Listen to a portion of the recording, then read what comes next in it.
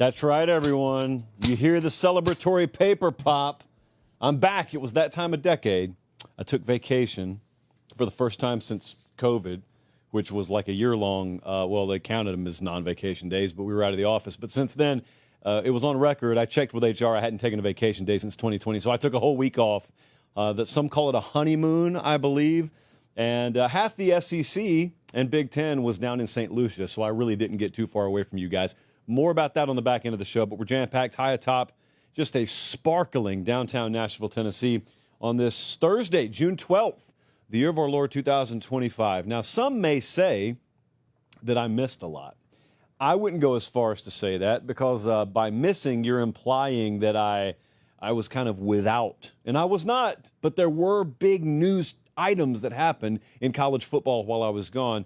I'm going to kind of talk about them, but from the standpoint like you and I would talk about them if we were out to lunch today, not necessarily, with all due respect, the way someone would write about it if you're covering the sport.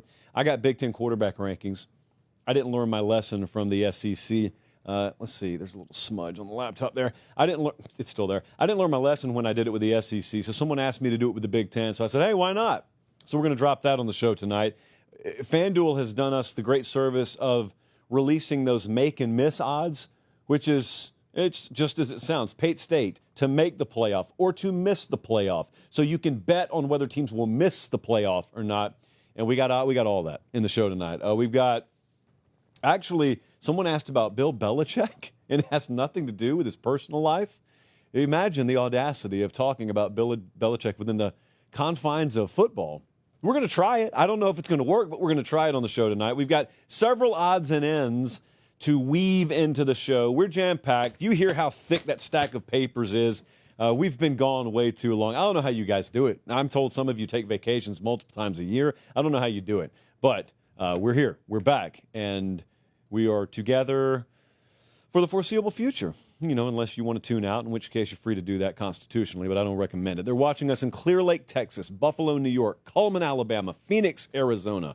I do have to tell you, the staff is getting Father's Day off. As the son of a father himself, I've made the executive decision the staff is getting Father's Day off, so we'll be back next week.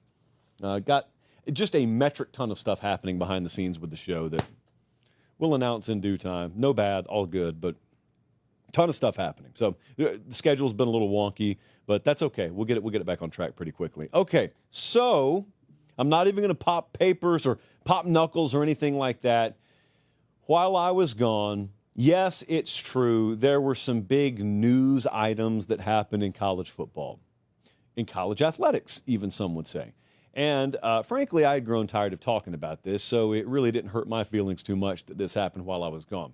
Rob hit me. He said, what was it like seeing one of the biggest college football stories of all time being broken while you were out of the country on your honeymoon? And I'm not quite sure what Rob's talking about there because, to the best of my knowledge, I covered this. As the news broke, did I not, Bradley and Jesse? I covered this as best I could. I cut in straight from St. Lucia. Look, right here. I covered it. What do you think I was doing here, Rob, if you're listening on podcast? I'm covering my heart out of this story.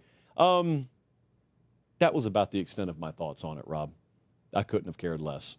I know it's a big story. I understand it has huge implications for the future of college football, but you got to understand when your draw to this game is the on-field nature of the game, and you don't really truly enjoy watching the sport be played in a courtroom, as it has been very, very much so over the past, several years. I didn't mind being out of touch, out of pocket, if you will. But I did have some thoughts. And I'm not going to necessarily break them down like Dellinger would or like Marcelo would. I mean, those guys have done phenomenal jobs covering this stuff. I'm saying I'm glad, candidly speaking, I don't have to cover it. Ross Dellinger was in a courtroom or some hearing again today. He's been in courtrooms and like hearings more than pro wrestlers used to be in the ring in the 80s. They talk about working 300-plus days a year. I mean, that's your life right now. If you're covering college football from a strictly journalistic standpoint, gross, terrible. So they're getting paid for it. I'm not expecting you to feel sorry for these people. But, man, like eventually, aren't we supposed to touch some grass? Or at least some synthetic turf? Hopefully grass. I'll tell you what I didn't understand. I was well, obviously my phone, the iJosh, was lit up when I had cell phones and Wi-Fi service down there. But I did not understand, Rob, to answer your question, a lot of the reaction. I have noticed, as has been pointed out on the show, that a lot of the people who are paying attention to college football hardcore this time of year are people who love the sport like we do. And the people who love the sport the most usually are the first to find flaws in the sport. And I've kind of made that analogous to a city council meeting where it doesn't matter how great the city is. If you turn on a city council meeting and your only perception of that town is what you see in the city council meeting, you'll think that town is terrible because no one goes to the city council meeting to talk about how great the city is. They go there to complain. Well, likewise, no one hops on the internet in May or June to talk about college football and how great it is. They're only talking about this and that, and they're nitpicking, and that's okay, man. I do it. I'm guilty of it. But if you've been listening to that for the past weeks and months, it's been kind of exhausting. So I did notice that when this news broke, and all the news was, I guess we're not burying the lead because it's a week-old story now, but I mean the news was that the House settlement got passed by Judge Claudia Wilkin out in the Ninth Circuit Court. And now you've got revenue sharing, and allegedly you've got some rules, some guidelines, the mythical guardrails that we've been looking for so long. Hey, at least the language is written into this. We'll see how enforceable it is. But I'll tell you, my biggest sort of singular takeaway, if there was one, was I didn't understand some of the reactions. I didn't understand the reactions of people who looked at it and said, oh, the House settlement's been passed. The revenue sharing era is here. There goes college athletics and college football as we know it. How? And I asked several of my buddies this because, look, most of my buddies kind of love the sport for the same reasons I love the sport. We don't always agree on everything, but I was listening to some of them talk, and I really think they were just complaining to hear themselves complain. Because best I can tell, we just had a situation for several years where everyone complained about what? Lack of rules, lack of structure, lack of guardrails. It's the Wild West, transfer portals out of control, NIL really masquerading as just outright pay for play is out of control. These are widely shared complaints, are they not? And so that's been happening for a long time. And so I'm looking at the language in the House settlement, and I didn't understand a lot of the reaction. For the life of me, I couldn't understand people who love college football, the classical version of it, and have been complaining about all that's wrong with it. And they looked and they said, oh, there goes college football. What, with the House settlement? There goes college football? You got a cap on spending now. You introduced more structure.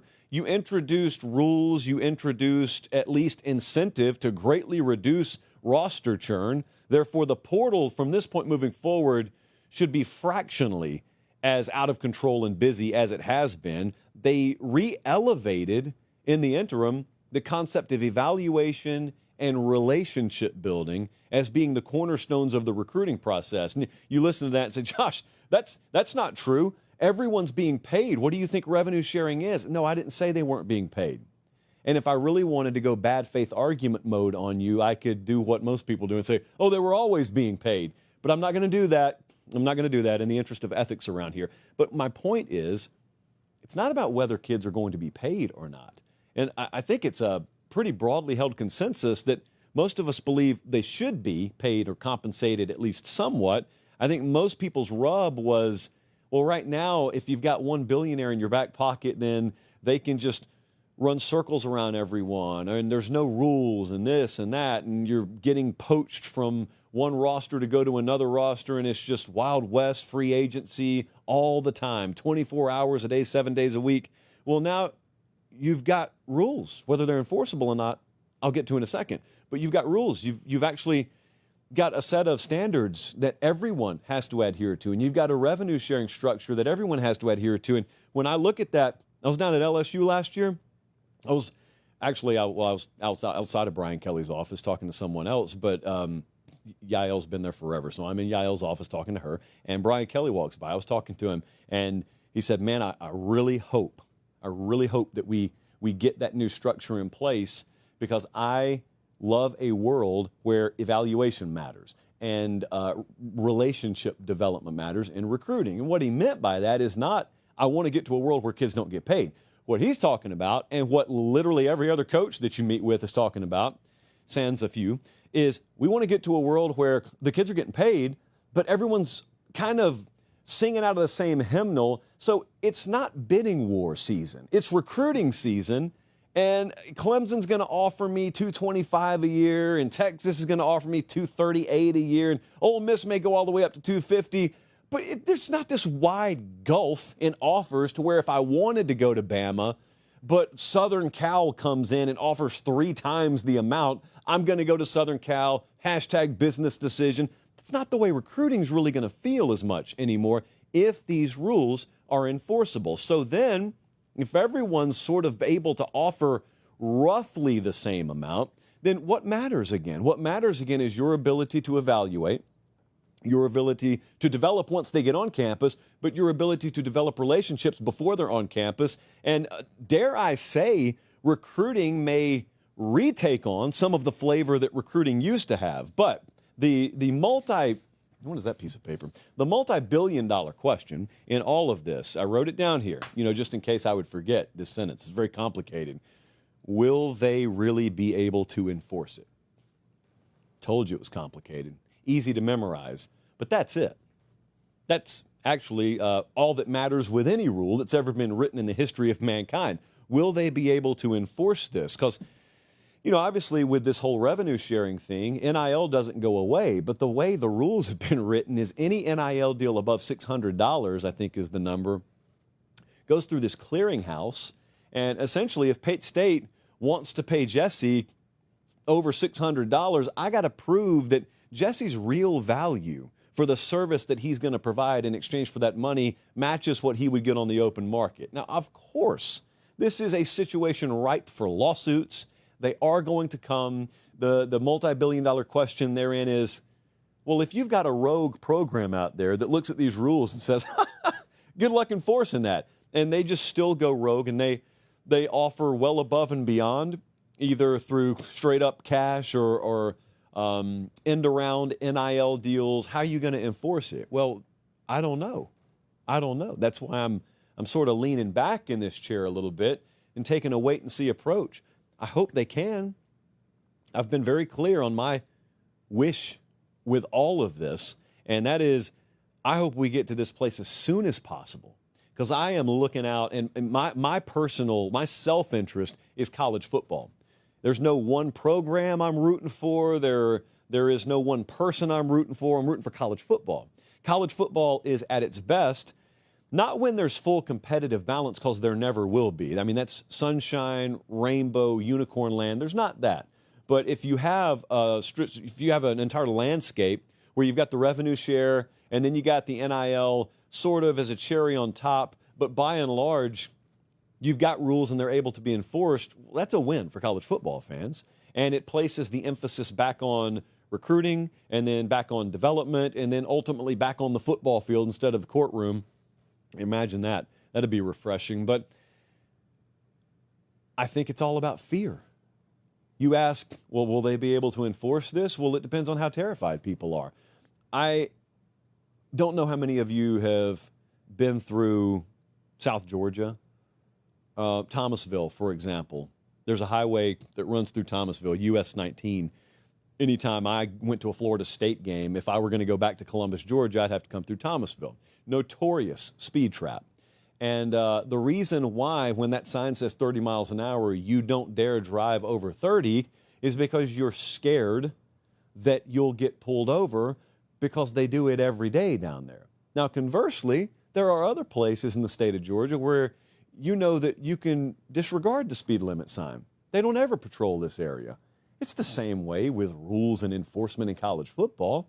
So, Bradley, throw up that piece from the Dellinger story. This is a very short paragraph, but this is what it's about here. This is from Ross Dellinger a few days ago. He said, an enforcement staff is expected to be hired to investigate and enforce rules related to cap circumvention, tampering, etc., and are charged with levying stiff penalties.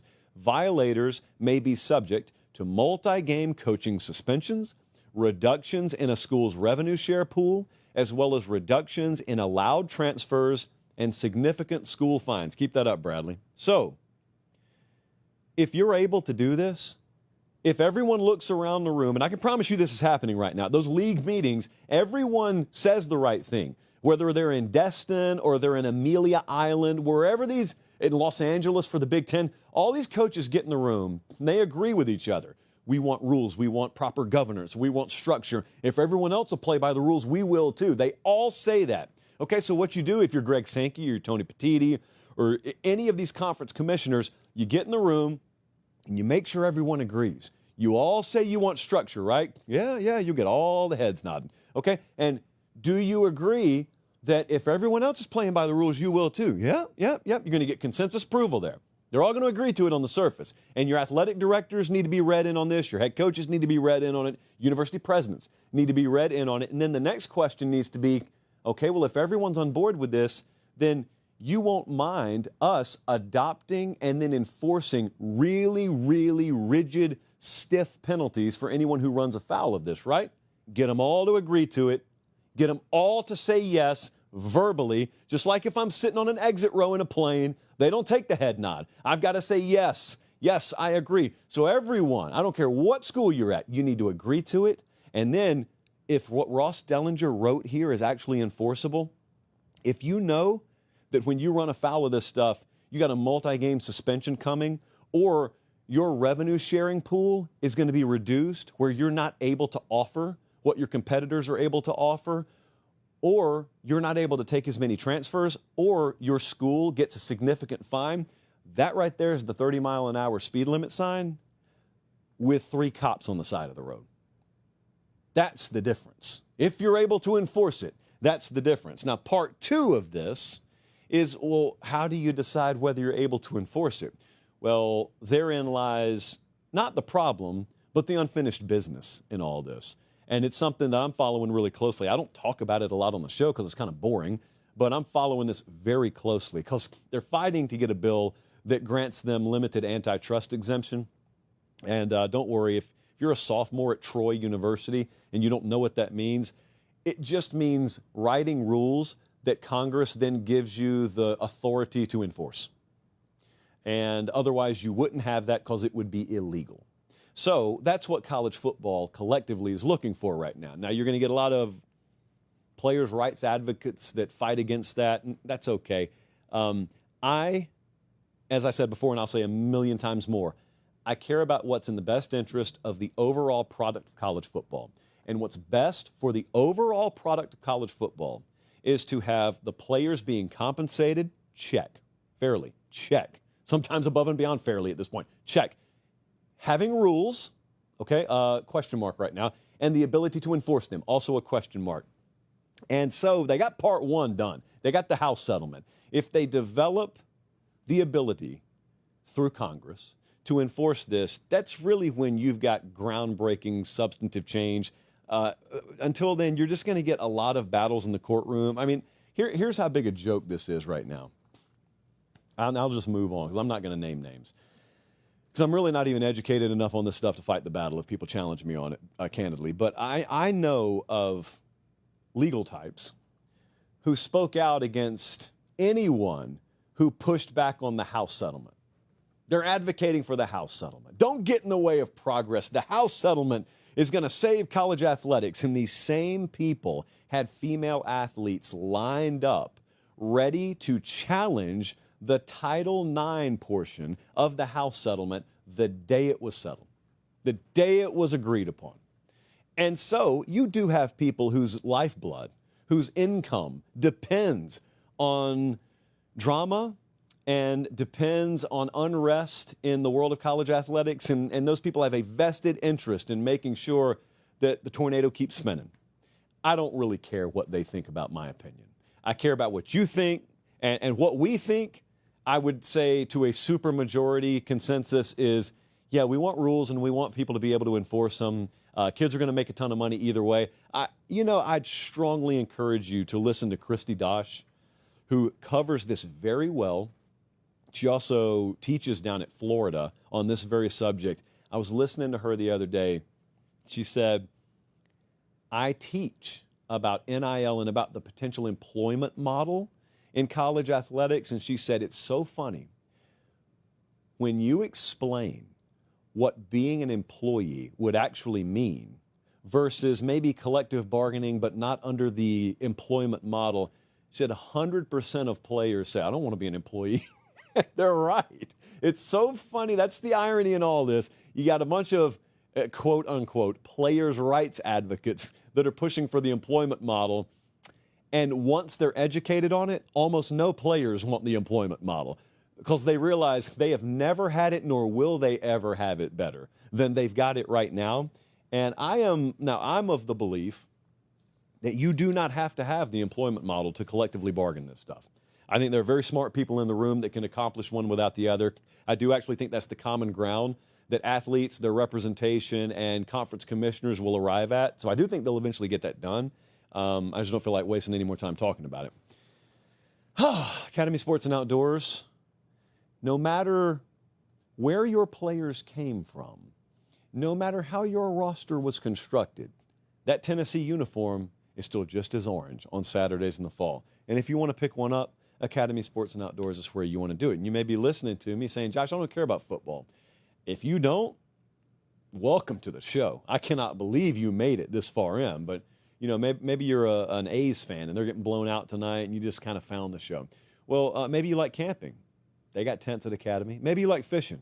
They got rods and reels at Academy. They got all kinds of different stuff. Maybe you like gum. They got Big League Chew at Academy. They are the presenting partner of this show. My pen just fell apart. I assume I can get another one of those at Academy, even though this one came from AC in, I think, Indianapolis. Good people there, by the way. But Academy Sports and Outdoors and academy.com, if you can't get there in person. I think 20 new locations opening up soon, so spreading the good word every single day. All right, let's move on. This is going to be a terrible segment, but I've got to do it. What else are we going to do in June? The other day, I guess it's been like half a month ago at this point, I went on these very airwaves, and I shared with you how I thought the quarterback picture in the SEC would look this year. And I ranked them. And that's why I don't normally do those sorts of things, because the comment section was an utter disaster. Mostly from people who didn't understand what I was doing, which was expectations instead of ranking off returning production. So I was like 60% of the haters. And then the other 40% just kind of want to watch the world burn. I don't even really think they were that upset, but they sure typed like they were. So tonight, Bradley, when you cut this video later, this is a good endpoint for you. It's time to rank the Big Ten quarterbacks coming into this year. Now, what I'm doing is I'm looking at it and I'm saying, what do I expect? What do I personally expect? So like Julian Sayans at Ohio State, dude has not started a game. I expect big things from him. So I don't need stats. I don't need a stat line from when he was a freshman because he didn't start last year. Just like with Arch at Texas. I wasn't going to rank him 14th because he hasn't really played a whole lot. I think Arch Manning's going to be really good. Well, likewise in the Big Ten. I got a lot of guys that I'm about to rank really highly that haven't played meaningful football. But they will this year, and I think they're going to be good. So here's what's the most funny about this. According to my expectations in ranking Big Ten quarterbacks, I'm going to put Drew Aller number 1. I'm going to get serious pushback on that. It's laughable, but I'm going to get serious pushback on that. Everyone wants Drew Aller to be elite because he was a former 5-star quarterback who has started multiple years. And I'm telling you that he hasn't been elite yet. And I'm telling you he may not even be elite this year. But he's a really good player. He's a really good quarterback. If he goes above and beyond and he's elite, more power to him. And I'll take credit because I got him ranked number 1. But even if he's not, if Drew Aller just plays a little bit better than he did last year, he may very well be the best quarterback in the Big Ten. And for those of you who say that's ridiculous, okay, you're entitled to your opinion. I want you to point to me the surefire candidate out there that slam dunk, case closed, no question, you expect to be better than Drew Aller this year. And then I want you to define better. Is it completion percentage, TD to INT ratio? Like, what is it that someone's going to definitively do better than him? So I've got Drew at number 1. Now, here's where we get very, very quickly into the weeds of guesswork. This is what this is. That's what expectations are. I am trying to be an educated guesser. I got Julian saying number 2 in the Big Ten. He came to Alabama and then transferred after about 5 minutes when Saban retired. And he goes up there. He is one of many guys who transferred, didn't have to start right away. And he got to sort of be a fly on the wall in that quarterback room during a national championship run. He got a really, really good taste of how different it is at Ohio State. And frankly, if he stayed at Bama, it was going to be the same way. So this is a dude who I am very, very high on. I was high on him out of high school, just made from the right stuff from the neck up. Now, by the way, the release is ultra quick too. So a lot of the intangibles, some of the tangibles I think he has, there's just no substitute for experience. But the thing about Ohio State from an organizational standpoint is I will blindly trust Ryan Day and now Brian Hartline, the offensive coordinator there. They've earned the right to be blindly trusted to surround a quarterback with the right pieces. That wide receiver room's incredible, probably the best in college football, but also I trust them to develop. They got a long, long history there now of developing that position. And not only that, they're not trying to, pull every last ounce of potential out of a guy who has 3-star max potential. Julian Sain was ranked 5 stars out of high school, and he is every bit of that from a potential standpoint. I think he'll realize it this year. And my expectation is he's right up there among the best in the conference. Dante Moore at Oregon, I also have up there. I got him at number 3. Dante Moore was at UCLA. He started there. He transferred to Oregon, and then he sat out a year. Now, you don't see that much. You see guys that don't start and then transfer and sit a year maybe. Dante Moore started at UCLA, then transferred, then sat a year because he's behind a really, really good player in Dylan Gabriel last year. And now he's playing, and I will tell you this. You've got whatever scouting report you could have on him from UCLA. I'll just tell you, the returns I've heard about him out of Oregon have been pretty glowing. And you got to find the right kind of people to give you feedback on players. There's some folks out there who would sunshine pump all day long. Guy could be out there in a wheelchair and they say, dude, he's moving around pretty good. Well, yeah, he's rolling, though, so he's probably not going to contribute a whole lot this fall. So you got to know who to trust. The people I know I can trust at Oregon, they trust what they've got there. And I would also remind you, there was a 5-star quarterback who committed to them and early enrolled and was there for playoff practice and bowl prep, I guess is what you would call that period. He saw enough in Dante Moore that he hit the exit door. He said, I know I signed with you guys. I want out. And Lanning and his staff said, all right, bye. I trust Dante Moore. And I trust, again, Will Stein is one of the very, very bright, sort of younger, relatively speaking, lesser-known names in the coordinator world amongst common fans. He's very well known in the coaching world. I trust them. They have earned my blind trust to get the most out of that position, and I think they'll get the most out of Dante Moore. I assume, Jesse, and I'm guessing here, that I'll get a lot of pushback on number 4, because number 4 for me is Damon Williams at Washington. Like, I'm very, very high on him, extremely high on him. I'm high on Washington as a team and what they're capable of doing from a scaling up standpoint this year. I always have to have the hand motion. See, if you listen on podcast, you miss the fact that there are certain hand motions I do associated with certain words, like 9 times per show. And scaling, and this right here is one of them. Damon Williams is going to be really good this year, and almost no one around the country is talking about him right now. I trust the position he's in. I trust the coaching staff that he is playing for. I trust him as a talent. And I think year 2, if you're looking for a surprise team out of the big 2 conferences, it could maybe be Missouri in the SEC, but I think it's absolutely Washington in the Big Ten. And if I'm right about that, it'll be because I'm right about this. So I'm doing, sort of a correlated belief system here. I believe in Damon Williams, and this is based on expectation from me for this year. I got him all the way up there in the top 5. I got him at number 4 in the Big Ten quarterback rankings. And because of that, I think Washington is sort of a low-key sleeper team in the Big Ten title race. Not my pick, per se, but they got a guy up there who knows what he's doing in Jed Fish, and I think he's got himself a quarterback that could be one of the talks of college football around midseason. Number 5 is Luke Altmaier, who returns along with almost everybody at Illinois. not a whole lot more to say about him. 22-6 TD to INT last year. There's a lot of consistency and continuity in that staff and in that system. They're going to be a lot more high profile of a team this year. They're going to be on big stages a lot more. They got Southern Cal and Ohio State coming in there, and that doesn't matter so much because it's not like he is decided as a player based on his schedule. The reason I'm telling you what the schedule is because it means a lot more people are going to watch him. They'll be in pressure situations a lot more. And frankly, whether it's Altmaier or whether it's that entire team, I think one of the big stories to watch in the Big Ten this year is how Illinois as a team plays with expectation. Because it's always overlooked. Anytime there's a team that does a lot, you can say the same thing about Indiana.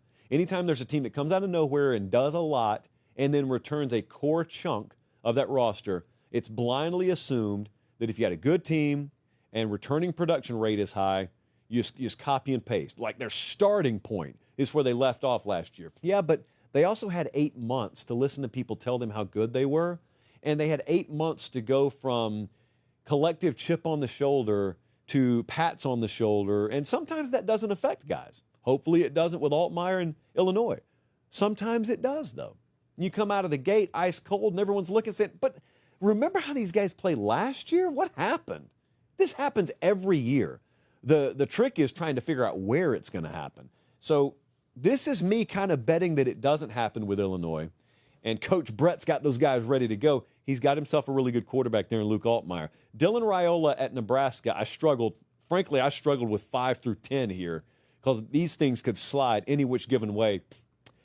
Dylan Raiola at Nebraska, cut down on the turnovers. It's my request. If he's watching, if Matt Rule is watching and there's a portion of the playbook where you cut down on the turnovers at the quarterback position, well, then I'll be too low on Dylan Raiola. That's why he's down at 6 right now. Skill set's there. And Dana Holgerson calling plays for him there and now. He'll have no shortage of opportunities. 13-11 TD to INT rate last year. So, again, this is not based on returning production or your stat line last year, although I take it into account. This is based on what do I expect from you this year. So I got high expectations, so please don't embarrass me. Jordan Mailata at USC, I put him at number 7. I could see him at number 4. I could see him at number 10. What was that, Jesse? Oh, Jaden, what did I got a big problem with penmanship because I know that kid's name. And we just corrected. All right. So Mailata, that's the way you do it. You just don't even say the first name. I had a very, very tough time with 5 through 10. I'd be very interested to see the feedback we get on this. But I put Jaden Mailata at number 7, and I can't help but remember when I went to USC last month, the sort of like quiet confidence that you get in the building when they're talking about him. So it's not exactly quiet because they're talking about him, but just the overall net increase that they feel they have in that team that they think will help the quarterback position, which ultimately helps you win games. But it's Lincoln Riley and the quarterback position. So that is yet another area where I've got a guy that I feel comfortable blindly trusting in developing that. And also, not to revisit the whole talking point of Caleb Williams when he was there, but I think it says a lot about how willing and able a guy is to play within the system. And I think Jaden Mailata, at least my hope is, he is equipped and ready, willing and able to play within the system, within the offense. If you're an all-world, like first round, first pick type guy, you can get away with not doing that. Probably doesn't put your team in best position to win, though. And so he's plenty talented enough, is Jaden Mailata. I kind of hope he checks all those boxes as well. Bryce Underwood at Michigan, true freshman. Probably going to start there. I have no clue where to put him. He could be the best player in the league. He could struggle. Most freshmen do. He's not most freshmen. So I know what the Michigan pushback on this is going to be. I got no clue where to put him. So I put him at number 8. But if anyone tells you they know definitively what to expect from him, they're lying. That includes Sharon Moore. If we had him on the show right now, I don't think Sharon Moore would tell you, yeah, I got a really, really good idea of what he's going to do this year. He probably knows as a player his profile better than we do, but no one knows. So I got Underwood at 8. I put Fernando Mendoza the Cal transfer that went to Indiana, I put him at number 9. Look, he'll be a good player this year. I trust the system in Indiana that he's in as well. But I just feel like we're going to get to early November.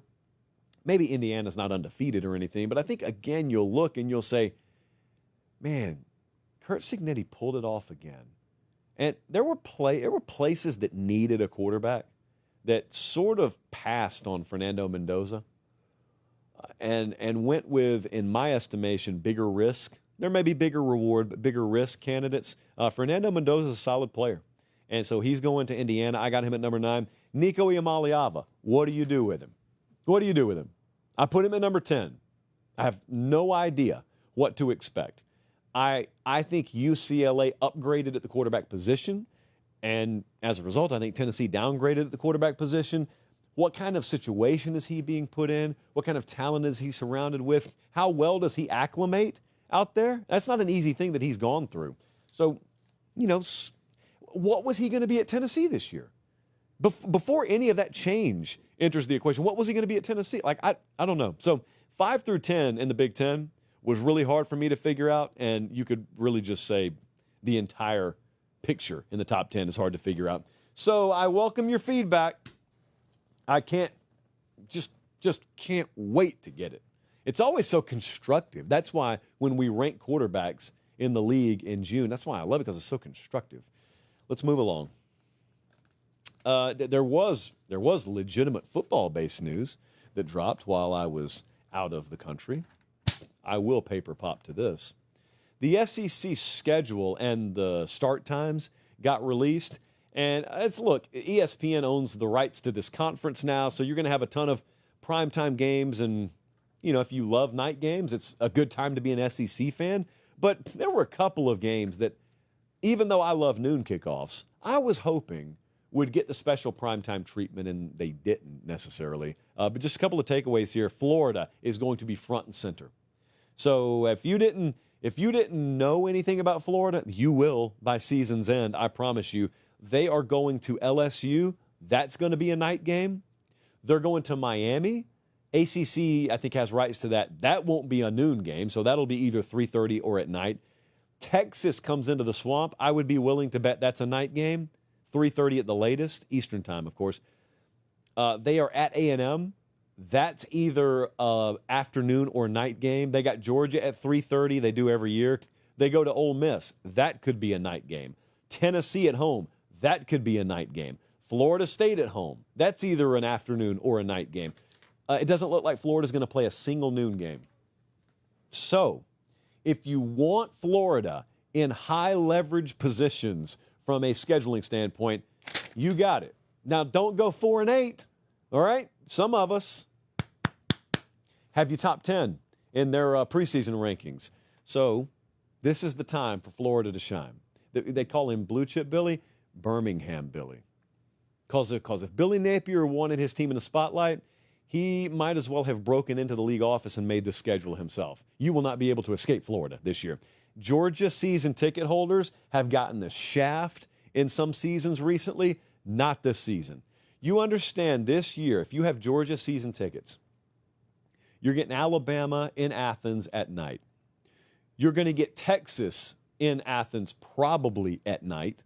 You're going to get Ole Miss in Athens late afternoon or night.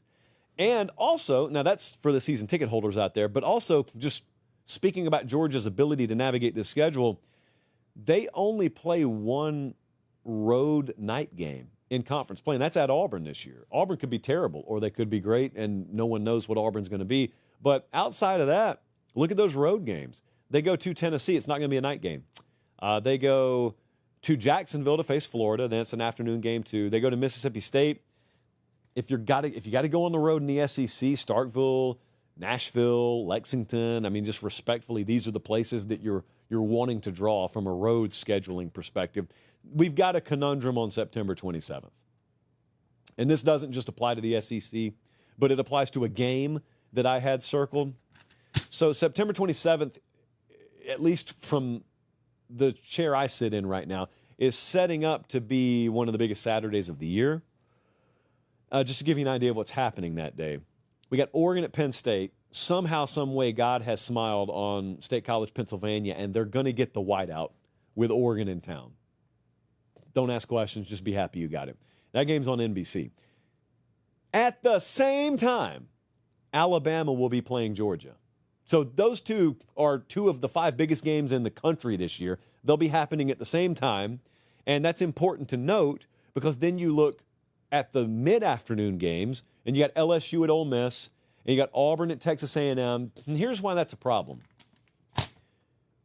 It may not be a good year for Arkansas. It probably won't be. And I've been wrong before, but I don't think I am on this. But you know what? Arkansas is not an easy place to play. And Notre Dame goes to Arkansas this year. And I was looking at it, and I said, I hope they get Notre Dame at night. Number one, because I want to see Notre Dame challenged. And number two, I want Arkansas folks to get their money's worth. 11 a.m. kickoff. I just threw up all over the place. And I love noon kickoffs. But there are certain games that I circle and I say, you, my friend, you are exempt from my wishes for every game to be kicked off at noon. This was one of them. I wanted to see Notre Dame go into Fayetteville at night. And bigger matchups robbed me of that. Did you look at what LSU could have to go through?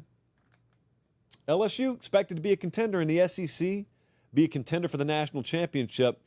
Well, there will not be any doubt come late November whether they are valid in that race or not. They go to Clemson. They go to Ole Miss. They go to Alabama. They go to Oklahoma. And all those games could be night games. In fact, I'm confident 3 of the 4 will be night games. The only one in question is that game at Ole Miss because there's so many other big games at night. That'll probably be a mid-afternoon kickoff. But LSU, man, they got it to do. They got Florida at home, obviously, and they got Texas A&M at home too, but South Carolina at home. It's just the schedules in the SEC are wild. I don't really care what anyone says about that. These schedules are like a sledgehammer to the gut every week. And some of these programs have done enough core work where they can just tense those abs up and they can take it. Most of them can't. And when you got to go on the road this many times, mid-afternoon or later, it's tough. And also, any time around these parts, we're talking about SEC schedules, what are we looking for? We're looking for the Cocktober surprise. That's what we're looking for. Okay, in politics, this is not a political show, but those of you who follow politics, you know in any election cycle, you haven't really figured things out until you get the dreaded October surprise. Well, in college football, we got the Cocktober surprise. And the Cocktober surprise is nobody wants to play South Carolina in October. And you especially don't want to be going into Williams-Brice in October. And you double especially don't want to have to go in there at night. And there are 2 candidates for the Cocktober surprise this year. And somehow, some way, Oklahoma, October 18th, is locked in as an early kickoff. But Alabama's not. Alabama coming off the 3rd Saturday in October, mind you, the Tennessee game. The following week, they got to go to Columbia, South Carolina, and they're either going to play that game at 3:30 or they're going to play that game in prime time. And either way, Cocktober could be very unkind to Kalen DeBoer in Alabama. And I'm warning you, it is June 12th, but I'm warning you right now, you may still not have enough time to get yourself ready to avoid being victimized by the Cocktober surprise.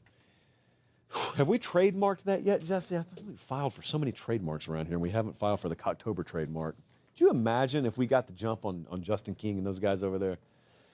Speaking of friends of the program, I have something that I need to address. We got a little deeper in the show here. We're 45 minutes into the show. Look, we're friendly. We're friendly. Got a lot of friends in the business. And you know, we don't collaborate a whole lot. Maybe that's something that changes in the not too distant future, but I talk to other people who do other shows all the time. And a couple of the guys that I talk to a fair amount are Taylor Lewan and Will Compton over at Bussin with the Boys. Ton of success for them this year. Big deals signed. Happy for those guys. But also the crew over there, okay? So golf clap for Will and Taylor over at Bussin, but also the guys who work in production over there have taken it upon themselves to start their own show, Back of the Bus. And You know, I'll probably do some stuff with Will and Taylor, but the guys on the back of the bus hit me up today, and they were like, well, why don't you come on our show instead of their show? And I thought, well, that's a noble request, until I went and looked at the profile. These fools are out here asking me to come on the show, and they don't even follow me. Even the Bussin account follows me. So I hit them back, and I said, one thing you need to know about me, I value loyalty. Now, that's what I showed them publicly. What I didn't show them publicly is the conversation I had with one of their bosses, and they can figure out which one it is, throughout the day as we decided how this should be handled. Because this is not the corporate world. There are real consequences when you run afoul of the process and when you don't understand what being for the boys is all about. You know, a lot of success over there may have gone to some heads. And so it's time to yank that helium balloon back down to earth. So what I'm saying is, I don't possess the ability to call the shots over there, but I know people who do. And punishment and ideas for punishment are being sought. So here's what I want. I want a good old-fashioned SPHO, a static push-off hold-off. I want a static push-up hold-off. And what that means is I want everybody associated with that brand over there, back of the bus, flat back, locked arms, push-up position. And I want staff competing against staff. Whoever wins that, whoever can hold that position the longest, you're exempt from what I'm about to say. But the rest of you, I want you to sit right there, tribunal style, and I want your two bosses, William and Taylor, to select one of you so that when not if, but when I make my way over there, and any time henceforth when I make my way over there for a visit, you are my personal assistant. No questions asked. Within the letter of the law in Davidson County in the state of Tennessee, you got to do what I ask. Okay? That's what I want. Now, if you don't want any part of this, that's cool. But if you say you're for the boys, don't you have to adhere to what being for the boys is all about? That's my understanding of how they run things over there. Maybe that's not how they run things over there.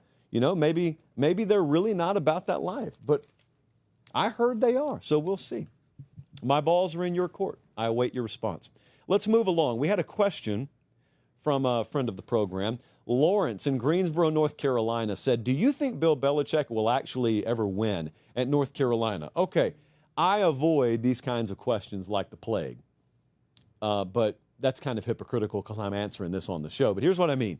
Lawrence said, do you think he's going to win? Well, Lawrence, we got to define what you mean by that. You mean, is he ever going to win a game? Well, certainly he will. Will he win a few games? Of course he will. That's not what people are asking. Lawrence, if I am to interpret what you're saying there, what I think you're saying is Bill Belichick going to win more? Like, is he going to win on the level it takes to make the playoff, compete with Clemson, compete to win the ACC championship? Well, no, I don't think he is. I don't think he is at all, and I don't think he should be expected to. Now, you could shoot back at me, and you could say, hey, Bill, you could shoot back at me, and you could say, well, he's being paid, what, $10 million a year? Yes, he should be expected to win. I don't care how much they pay him. I'm going based off what North Carolina as a program has been capable of. You know, this place last won 10 or more games in 2015, and before that, it was 1997. So you don't do this typically at North Carolina. Oh, but Josh, I'm speaking for some of you. What you don't know is they're about to run the 33rd NFL franchise there. That's what they're saying. That's kind of the messaging. That's the concept. We're going to be the 33rd NFL team. They can't say that publicly for legal reasons, but that's the messaging. That's the general concept, okay? Well, no, you're not. No, they're not. That sounds good? No, they're not. I don't think this is going to be a great big success. For all the people talking about how much Bill Belichick's about to teach college football, I'm of the opinion college football may be about to teach Bill Belichick a lot more than he's going to teach college football. Because you may think, well, dude, if you mastered the pro game for all those years, and I believe this, if you are good enough where you could be a position coach in any room in the organization, then certainly college football shouldn't be a great big challenge for you. Well, from a strict coaching the game perspective, it won't be. Guy's really good. That is not the name of the game in college football. The name of the game is getting players in college football. And I don't think they're going to do that enough to be able to compete and win. And here's the other part of that. Belichick's the oldest head coach in college football right now. He's 73 years old. Put another way, he's older than any three of his let me do the math. Yeah, he's older than any three of his players combined, unless they got some super seniors on that team. Now, that's not the end-all, be-all. Saban was in his 70s and went to the semifinals in the playoff before he retired. He was also a lifer in college football. You're jumping into college football right now for the first time as a head coach in your early 70s. You know next to nothing about the inner workings of the sport. The sport of football, you got that one pretty well figured out. But the business side, the machinations, if you will, of college football, that's like a hurricane you're jumping into. And look, if you grew up on the Gulf Coast, it doesn't matter. You know a thing or two about hurricanes. Bill Belichick's like from Juneau, Alaska, jumping into a hurricane for the first time. They don't even know how to spell hurricane where he's from. Well, likewise with college football. The way this sport works is not easy to figure out if you've never done it before, especially if you're in your 70s and you spent a lifetime in a structured world. That's what the NFL is. This is not the NFL. And it's one of the great lies that's being told right now about Belichick. They keep saying, oh, man, it's a perfect time for Bill Belichick to jump into college football because college football is just like the NFL now. No, it's not. No, it's not at all. And you can spot the frauds that talk about this stuff by how many people keep saying that. Oh, college football is just like the NFL now. Really? Really? Is it? You got to have players to win at any level of this sport. But in this level of football, you got to go compete for them. You don't get to wait and draft them, and then they have to come play for you for a minimum of 4 years. You got to go beat Clemson for them.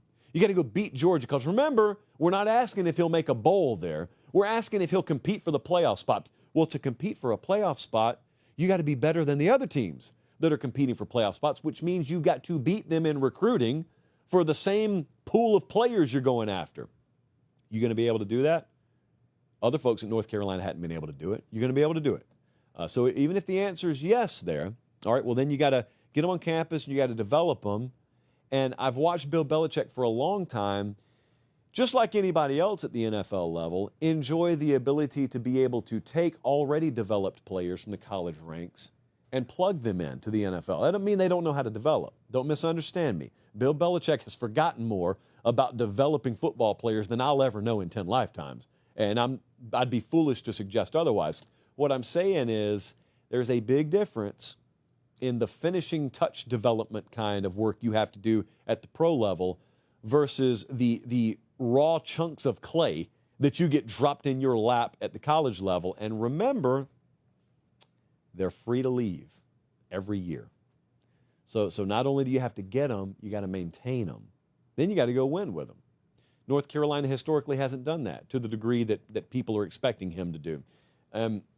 Look, my belief is North Carolina should have pursued the face of Tar Heel football for the next 5 to 10 years. Bill Belichick is not that. So I looked at it like if I were a North Carolina fan, I wouldn't have liked how it went because I would have wanted to go all in for like John Summerall because I infinitely believe in him more and his ability to run a program than I would Bill Belichick. Belichick's one of the like Mount Rushmore faces in the history of this sport. But for the place he's at right now and the task that's at hand right now, I don't know that he and that organization are the most equipped to be able to do that. Could be wrong. We'll see. Next up, I do have an update.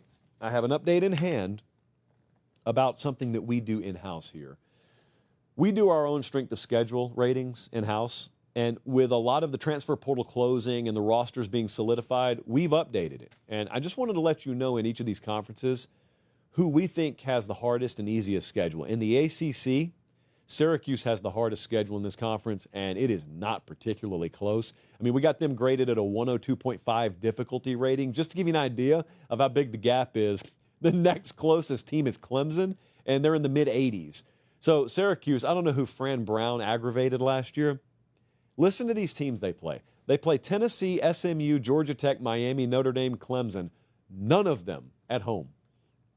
Just a brutal schedule. They got back-to-back road games against Miami and Notre Dame in November. So I got Syracuse. I mean, we got them by a mile, having the toughest ACC schedule. The easiest, North Carolina. Could be Wake Forest.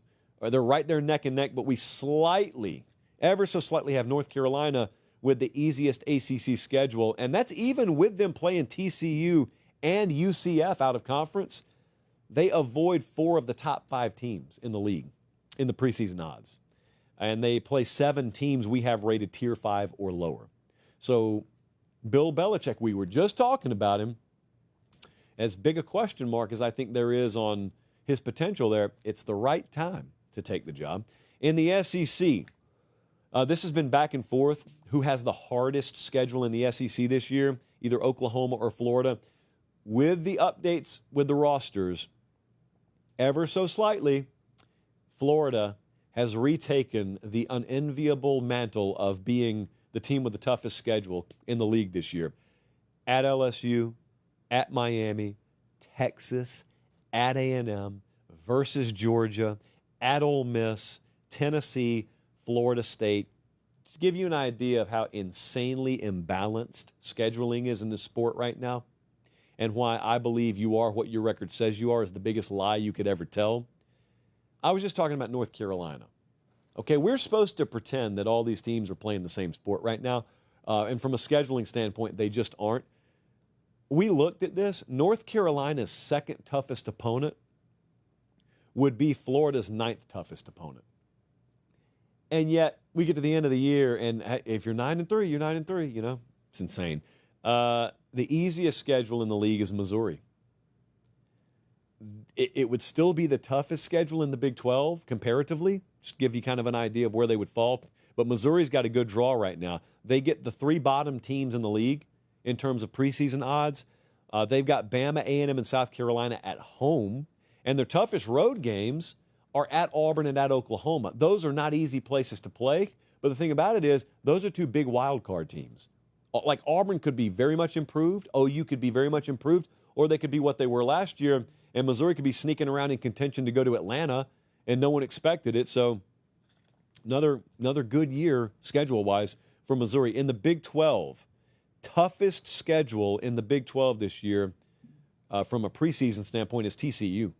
They got North Carolina and SMU out of conference, and then they play 7 of the top 9 teams in preseason odds in league play. So you look at the odds to win the Big 12. TCU's in the top 9. They also play 7 of the other top 9. So that's not the easiest path in the world. But speaking of easy paths, Houston. There's no high-level out-of-conference game, all due respect to Rice. They play the bottom 4 teams in the Big 12 preseason odds. There is no back-to-back road spot on this schedule. Over-under win total's 5.5. Willie Fritz in his second year. Could be some value there. And in the Big 10, prayers for Wisconsin, man. Wisconsin's got the hardest schedule in the Big 10. Wisconsin, by a mile, has the hardest schedule in the Big 10. It's the only Big 10 team we have ranked in the top 10 toughest schedules in the country. Not only do they have this murderer's row to end the season, they go to Alabama in out-of-conference play. But look at the way this ends. They start playing Michigan to start October, and from that point on, it's at Michigan, Iowa, Ohio State, at Oregon, Washington, at Indiana, Illinois, at Minnesota. They may not be favored in any of those games. Their over-under win total's 5.5.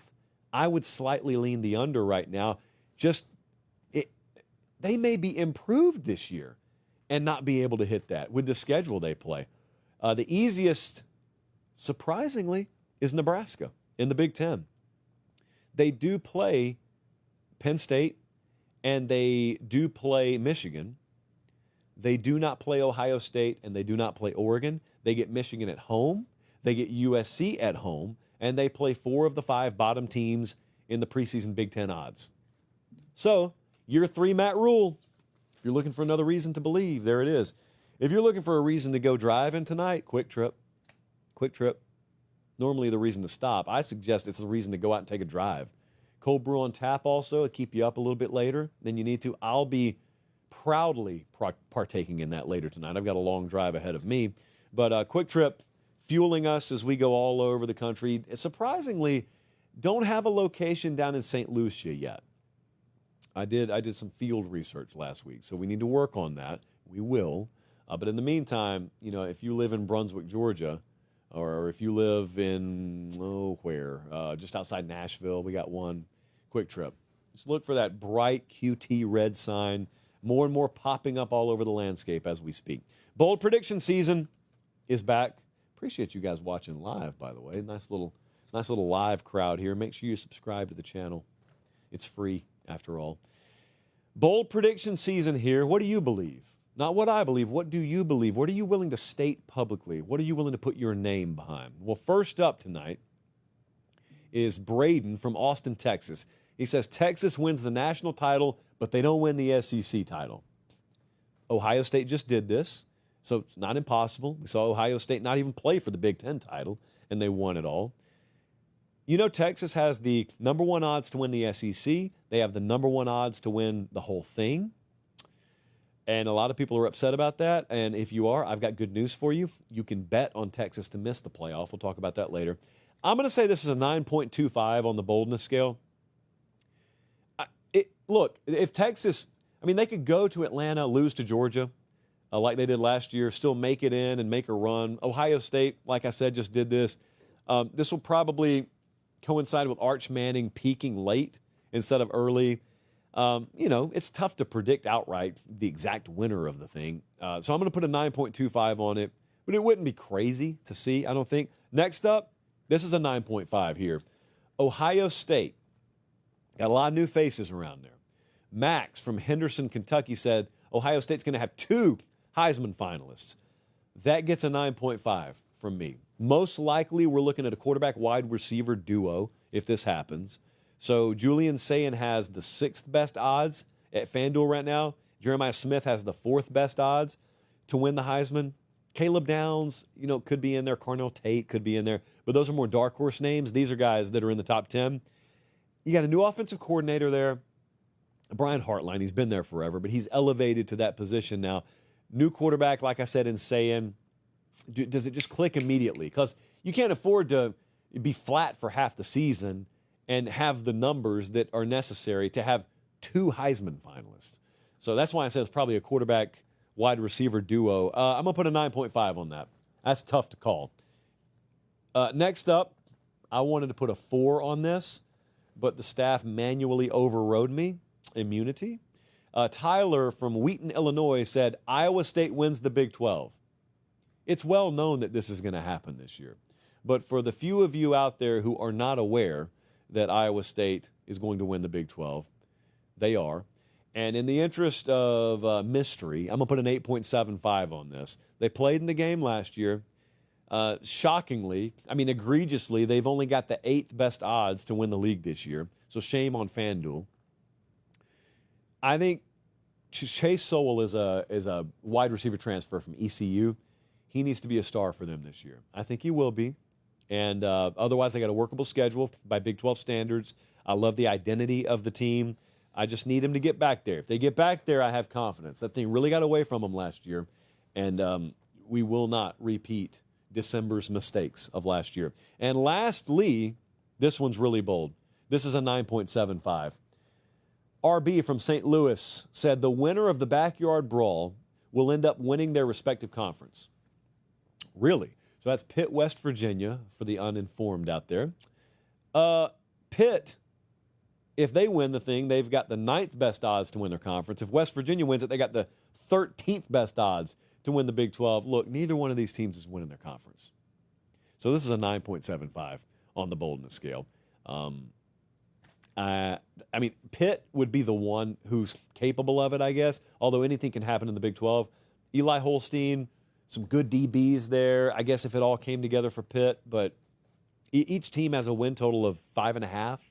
I just don't think they're winning their conference. Even if they made a run to get to the game, they're not winning their conference. So I'm going to put a 9.75 on that. They're watching us in Los Gatos, California, San Antonio, Texas, Sumter, South Carolina. Appreciate that so much. Let's move along.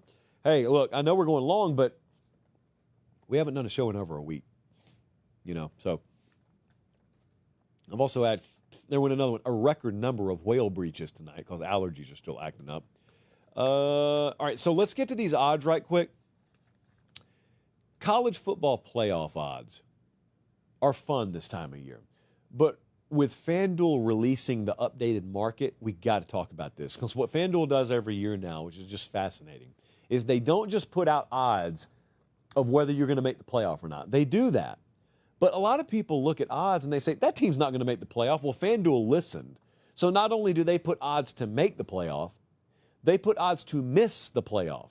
So if you hate Texas right now and you think Arch Manning's the most overrated thing, since Vanilla Dunkaroos, it was a dark time in my childhood, then you can go bet Texas to miss the playoff.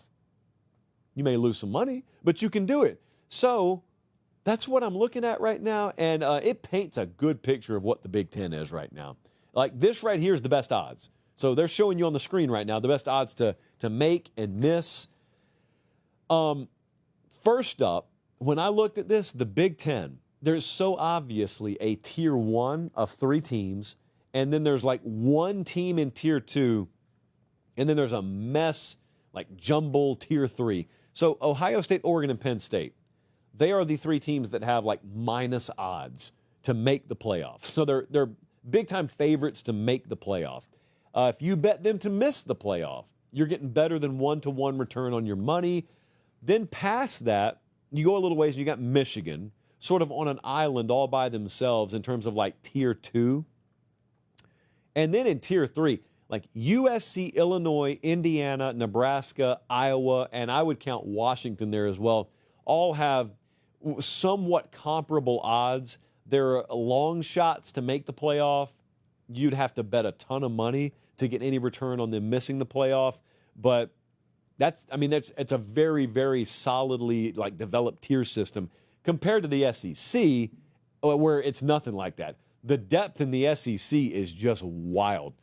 USC, to give you an idea comparatively, USC had the 5th best odds in the Big Ten at plus 590 to make the playoff. Missouri is plus 570 to make the playoff. In the SEC, that's good for 12th. So that doesn't guarantee anything. All it does is tell you from a preseason perspective, the odds market looks at the depth of the SEC and says, that's next level. And from a betting perspective, or just from like a prediction perspective, look at the top 3. Texas, Georgia, Alabama are the top 3 in the SEC betting market. All of them have new quarterbacks. All of them are bottom half returning production. So that's just like blind assumption. And it's an earned blind assumption in many cases that those brands, those teams just aren't going to be bad at quarterback. Their rosters aren't going to be bad. And then conversely, you got LSU with returning production at quarterback in Garrett Nussmeier. They're 4th and pretty solidly 4th. So I look at that tier 2 in the SEC. I mean, that thing's like 7 teams deep, and it's like total wild card guessing because they all got to play each other. Well, a lot of them play each other. And so, I mean, there are teams there that are going to be sub 500 probably that in the preseason looked good. And come December, the haters will tell you that's just because they got artificially propped up, which could be a possibility. It also could be a possibility that they all played each other and someone had to lose some games. That could also be the case. In the ACC, there is one team with minus odds, and that's Clemson. Clemson is minus 130 to make the playoff. Outside of that, it's Miami, it's Louisville, it's SMU, it's Georgia Tech. But there's a top 5 here, and there's a big drop-off. So Clemson, Miami, Louisville, SMU, Georgia Tech. After that, big drop-off. And I'm glad that we got on the Georgia Tech train a little bit ahead of time because I got some money coming in on them now. The Big 12. Is this a 2-bid league or what? I look at the Big 12 this year, and I think 2 of these teams can make the playoff. The best odds in the Big 12 is Arizona State, and they're plus 470. It means if you bet $100 on Arizona State to make the playoff and they make it, it returns $470. So, look, FanDuel knows what they're doing, but basically what they're banking on is those are like conference championship odds. They're banking on the Big 12 being a 1-bid league, And I think they could be a 2-bid league. So I think it makes sense to bet yes on like the top 3 in the Big 12. The teams that I have bought, just in the interest of full disclosure, I took Georgia Tech to make the playoff at plus 760. I took Washington to make it at plus 980. Please understand what I'm saying here. This is not me predicting Washington's going to make the playoff. It's me saying I think they have a better shot at making the playoff than those odds would dictate. So there's value there. I got Tennessee missing the playoff at minus 290. I think there's a little value there. I'm a little bit lower on Tennessee than the odds guys are. Baylor to make the playoff at plus 590. I bought some of that. I bought Missouri at plus 570 to make the playoff. I bought Georgia to miss at plus 198. That's not me necessarily thinking Georgia will miss the playoff. It's me thinking Georgia's got a really tough schedule. They're unproven at quarterback, and they play a ton of tough teams. So they could be 9-3 and be like Bama last year and get left out. And plus 198 would return better than 1-1 on that bet. So I thought there was collectively some value there. That's my little portfolio of college football playoff make and miss leans right now. You can bet all that at FanDuel. I should have mentioned that a little bit more. FanDuel, the exclusive odds provider of the show, all of that is available right now. Like everything I just talked about, you can go bet it right now. If you're not a betting man or woman, that's fine. You can go look at it if you want to. But as we get closer to the season, that's one of the fun things about looking at FanDuel is whether you bet or not. It adds so much more context to the season. It used to be you just go buy a preview magazine, and that's really all you have. And like you'd get to week 1 and you'd say, oh, I wonder what the point spreads are on week 1. Well, dude, it's a totally different world we live in now. Of course, you've got the lines on the games. We've got games of the year. You can go bet on Ohio State, Michigan right now if you want to. But they've got more dynamic odds markets. Like that one's one of them that we were just talking about. So that's really fun. All right, last up before I leave you for the evening, of course, we get to late in the show, and we had a question about where I was last week. Tyler hit us up. He said, how was the honeymoon? You must have found a gorgeous part of Georgia I haven't seen yet. Actually left the state of Tennessee, did not go vacation in the state of Georgia. I'm not saying there's anything wrong with honeymooning at Mountaintop Inn in Pine Mountain, Georgia. Many in my social circle have done it. I'm just saying that when I consulted with Savannah State, she didn't necessarily want to honeymoon in Harris County or Harrison County, where she's from in Mississippi. Little drop of irony there. So we went to St. Lucia. This is the first time I ever left the country. I don't know if I publicized that. This is the first time I've ever left the country. A-plus trip. Would definitely recommend. Now, I will tell you this. It's a little bit of a flex, but I don't mean it like that. I need to tell you something for context. We get recognized all the time when we're on the road now. Doesn't matter if we're in Seattle or Miami, New York or LA, we get recognized all the time. But I thought to myself, yeah, but college football's big, and we got a really big college football show, so it makes sense that we get recognized.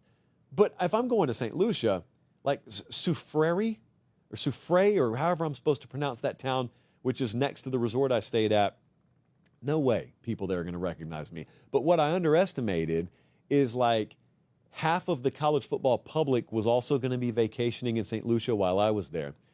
Dude, we got recognized more there than I do in Nashville. It was wild. So folks recognized my bride. Not only me, they recognized her. So that was a fun time, unexpected, but that was a fun time.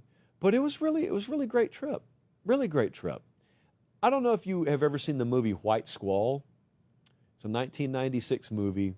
It's about a ship called the Albatross that sank in the 1960s. Jeff Bridges stars in the movie. Good movie, sad, but good movie. Anyway, the reason I mention it is because I was watching it on the flight home because I was in the Caribbean for the first time, and it reminded me of the movie, so I was watching it on the way home. And it's lucky that I had just taken a sunset cruise down there off the coast of St. Lucia, where you see the pitons, which are commonly mislabeled as volcanoes. They're actually lava domes associated with a volcano. It's like 3,000 feet high of just rock. Crazy. So the point is, I'm watching White Squall, and some of the B-roll, like some of the scenic shots that are in that movie, as they're sailing through the Caribbean on the way to the Galapagos Islands, were right there off the coast where we were. So that was a fun little side note. But we stayed at the Sugar Beach Resort down there, and dude, these people are wonderful, just wonderful. Food's great, scenery's great, weather was great, everything was great. And got back, and I thought to myself, I don't like unknown. I don't like doing stuff for the first time. Vacationing for the first time somewhere is fine. Going through customs and immigration for the first time, I wasn't looking forward to. I got to say, I'll call TSA to task when I need to. But two things. In the interest of giving the federal government an occasional pat on the back, TSA in Nashville is always great, but these people take it personally.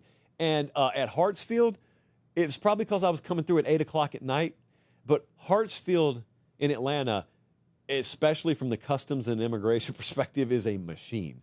So I went from deboarding a plane, through customs, through immigration, through rechecking my bags, through re-going through security to my next gate in like 28 minutes or something like that. So hats off.